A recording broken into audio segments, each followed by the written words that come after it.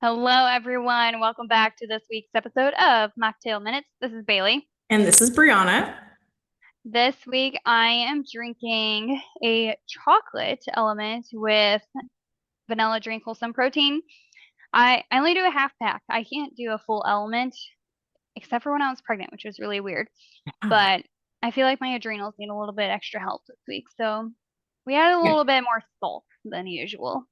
Yeah, you're like T minus not that long out from your Yeah. wedding. You At need a this recording, 10 days. When this is live, 8 days. yeah, that's wild. I'm doing one of the Bloom. I didn't realize it was one of their energy drinks, but it's the strawberry watermelon. It does taste very good, but it has like 180 milligrams of caffeine. So Oh, wow. I'm not gonna be drinking this whole thing. Accidentally drinks the whole thing and like wired, Wired. I'm just like on calls all day, just like sweating. bug-eyed. Yeah. Talking really fast. Oh No, yeah. I don't need it, but it does taste good. So, Oh, good. Mhm. Speaking of the wedding, for those of you who don't know, fun fact, Brianna and I have still never met each other in person. It's yeah. been over 5 years since we've known Yeah. each other. Almost exactly 5 years. It was like October of 2020, That's wild. Yeah. So we're meeting at Bailey's wedding. which some people might find weird, but we've always talked. Well, now I feel like it's like more on a daily basis, but like we've always Yeah. talked on a weekly basis. And so like it feels like we've met each other and we know each other for a while, but yeah, we've Yeah. never like touched each other. Okay, that Yeah. sounds weird. Like gave each other a hug. We've never like just physically been in the same place, which is so weird to me because I feel like I like really know you. Is this like Yeah, adulthood? I don't get it. I know. It is weird. Like, Josh makes fun of me. He's like, a lot of your like closer friends, they don't even live in the same state or you've yeah, only seen them in person like 2 times. I know. That's how I am too. But I'm like, I Yeah. think this is just like 2025. I don't know. But yeah, so I'm super excited for that. Yes. It's gonna be fun. Mhm. But today we are talking about thyroid panel. So a lot of times if you're getting your thyroid checked through your doctor or you're just kind of like getting a general check-in, a full thyroid panel is not often being ordered. I feel like we're getting part of the picture and like, it's good. We don't really need to check anything. But even with that, I have seen when they're like, oh, it's good, we're good, keep trucking. It's actually not even in the optimal range. It's in the normal, not so much in the optimal. Yeah. So we're going to talk about the thyroid panel and like the full thyroid panel and what all that entails today. And so if you're like, I don't know, did I get a full thyroid panel? I would say it's TSH, which is the normal one. That's what everyone's checking. But then also free T4, free T3, reverse T3, total T4 and T3, and then thyroid antibodies. Like that would be, if you have all of those, that would be like a complete thyroid panel. And this is important because like we talk about the thyroid a lot, but it really is like the thermostat to the body. And so if you are having an underactive thyroid, things are going to be more sluggish, your metabolism is going to be slow, your energy is going to be slow, you're just not going to feel really great. And typically you can have an underactive thyroid without like your TSH being out of range. So this is why it's really important to have a full big picture. Yes. So TSH, this first one, TSH is made by your pituitary gland in the brain, and it signals the thyroid gland to produce more or less hormone.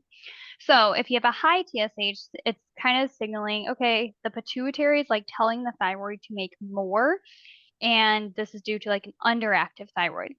If you have a low TSH, pituitary is kind of like backing off. Thyroid is making too much, or maybe you're taking too much like a thyroid medication if you are on one. I would say optimal range is zero point 0.8 to 1. Mhm. Again, these optimal ranges are optimal. So if you're like, well, my doctor said it's normal and I'm at like 1.2, okay, it's on the higher end of optimal, not quite in that optimal range, but it could still be considered normal. Right. And we're going to add a disclaimer to all these episodes that we're not diagnosing you with hyper or hypothyroidism, Hashimoto's, anything like this. This is just for general education, general knowledge to help you understand your labs a little bit better and to kind of like empower you, I think, to get a little bit more curious of your labs. Like, if you feel like something is off, I think I'm a firm believer in something is off. And so maybe this can kind of help you dig into what do I need to look further at. Yeah, Mhm. TSH, this does change slowly. It might look normal even when the thyroid is already struggling, but stress, illness, pregnancy can all alter TSH independent of thyroid function. Mhm. Like I said, optimal range, it's a little bit narrower, zero point 0.8 to 1. Yeah. And I think for like context, I don't think we start like doctors typically start doing medication until it's like 3 or 4. Hmm. And more doctors, like newer doctors, are kind of looking at it, okay, once it's around 2, we're going to start treating then. So definitely, if you feel a little bit off and you go back and you look at your TSH and you're like, wow, it's been more than the optimal range, look into it a little bit more. The next thing is going to be the free T4 or thyroxine. So this is the inactive form of the hormone. And this is like 80 to 90% of what the thyroid produces. So it will produce the inactive hormone, and that needs to be activated for it to work. So like let's say it is your you are what is it? Like you are stimulating TSH. It's good, but just because that's good and you have a lot of free T4 doesn't mean it's actually being used. It's like very similar to like vitamin D, right? Like you can take a ton of Yeah. vitamin D too, but if it's not converting, it doesn't do anything. Yep. So this is technically like not biologically active. It's active when it gets made into free T3. So low free T4 means the thyroid is not producing enough hormone. Maybe you're having some hypothyroid. High could be hyperthyroid. You have an overactive thyroid, or you're having an over medication of like some of those thyroid medications. But this is not enough to just look at and say, okay, something's wrong. You need to know what your T3 is as well. So a good optimal range for like free T4 is going to be 1 to 1.3. That's your range. What is it, nanograms per deciliter? It's hard. Yes. Sometimes I don't want to give like the nanogram per deciliter because some labs have like different, units that they're looking into. But Yeah. yeah, it would be 1 to 1.3 nanograms per deciliter. You can Google that to see a conversion if your lab has a different. Yes. I'm like trying to think of what else it's in off the top of my head. I'm like, oh, okay. Yeah. Yeah. And then, so with that being said, you have free T3. This is that active thyroid hormone that actually drives metabolism. So it's about 3 to 4 times stronger than T4 conversion. It's made from conversion of T4 in the liver, gut, and other tissues. So if there's a low T3, it can signal poor conversion of T4 to T3, common in stress or chronic illness or just like nutrient deficiencies. This is where things like HMA can be helpful to see what do these minerals look like to support processes like this. Hmm. It can also cause hypothyroid symptoms even if TSH and T4 look fine. High free T3 can be an indication of more like overactive thyroid, so thinking like Graves' disease or an overuse of T3 based medications. Really, free T3 is the best indicator of like a good indicator of what free T3 is doing is how someone feels. So addressing your energy, mood, metabolism, but your optimal range is going to be 3 to 4, and I believe it's like picograms per Yeah. milliliter. PG, that's what it is. This is what I mean.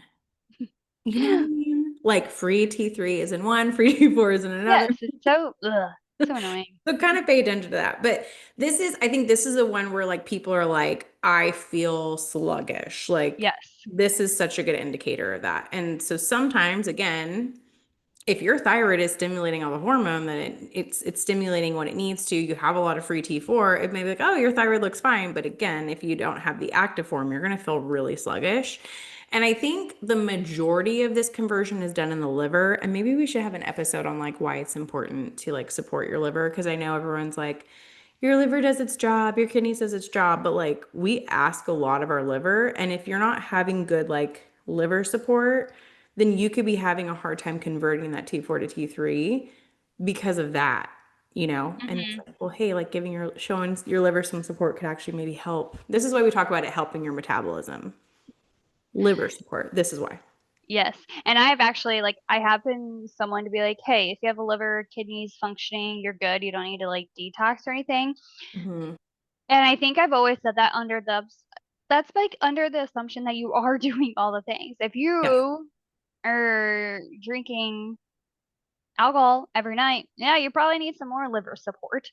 Yeah. So I've definitely been one to say that, but Yeah. it's all kind of relative, and I think everyone could use liver support. I think that would be a good topic to dive into. Like, how can we support our liver without having to buy like a detox plan? Right. Well, and I think too, like I say that a lot too, but I think it's because most people aren't ready to really focus on liver support because they're doing all the other stuff, which I'm like, just Mhm. start there. Don't worry about detoxing your liver if you're like drinking every day, Yeah. you know? The next one is reverse T3, and this is the inactive form of T3.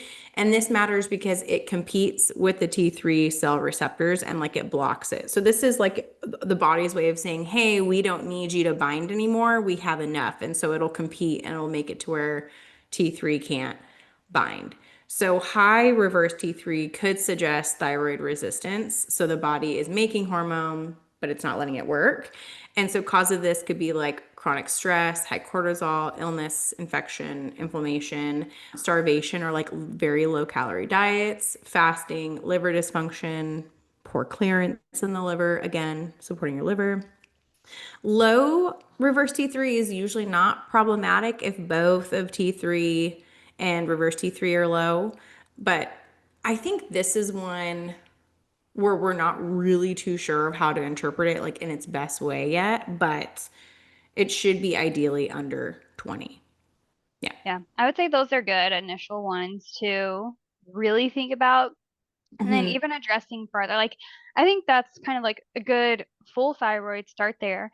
And then if it's like, okay, these are off and maybe we need to take another deep dive into do we have some autoimmune issues?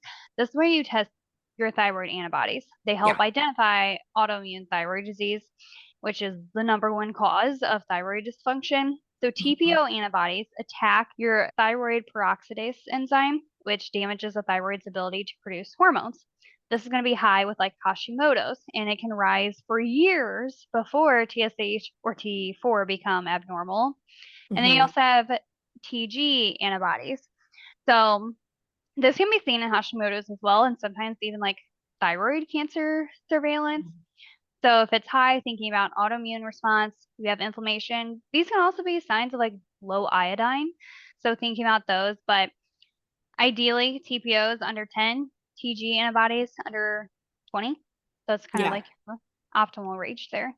Yeah. And I would say that one is important, especially if you're worried about autoimmune, because sometimes I'll get people that are like, oh, if I have underactive thyroid for a while, like, does that mean I have Hashimoto's or it's going to turn into it?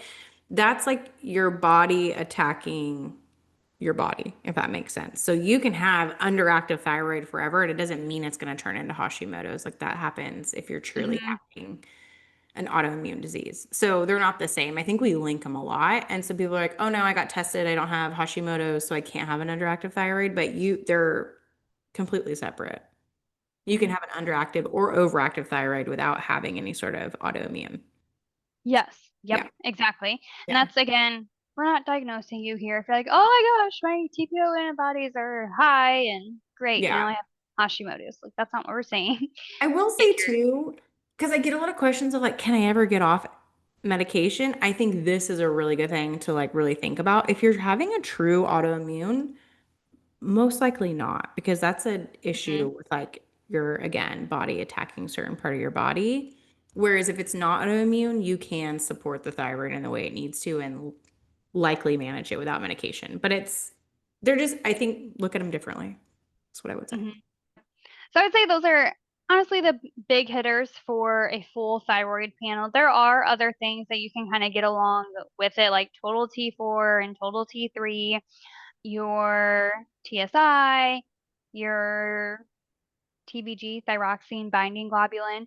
So there are other thyroid markers, there's other related markers, even like iodine, selenium, zinc, cortisol, looking at adrenal function, all things that actually, again, HTMA can help there too. But I think that was a good, just like overview of your high hitters for those pieces. And then it's looking at the full picture, like high TSH plus the low free T4. Do we need to look at that's like classic hypothyroidism. Yeah. If it's normal TSH, low free T3, high reverse T3, okay, thyroid resistance. Maybe it's more stress related. Mhm. So again, looking at that full picture and just kind of give you an idea of what these things are that are on your labs. What do they mean? So that way you can get curious about them too. Yeah. All right, everyone. We hope you have a good rest of your week. And we hope this little three-part series has been helpful to understand what's going on. We were going to cover cholesterol and like lipid panel today, but we already have a cholesterol episode. So make sure you go back and listen to that. If there's other things you want us to cover, let us know. But we felt like we didn't necessarily need to hit it again because we had a pretty in-depth conversation on it before. I'll put I'll put the link in the show notes of like Perfect. where that was if you want to go back because it's been a little bit. But yeah, Mm-hmm. we have one. Have a good rest of your week, everyone, and we'll be back next week with a brand new episode. Bye. Bye.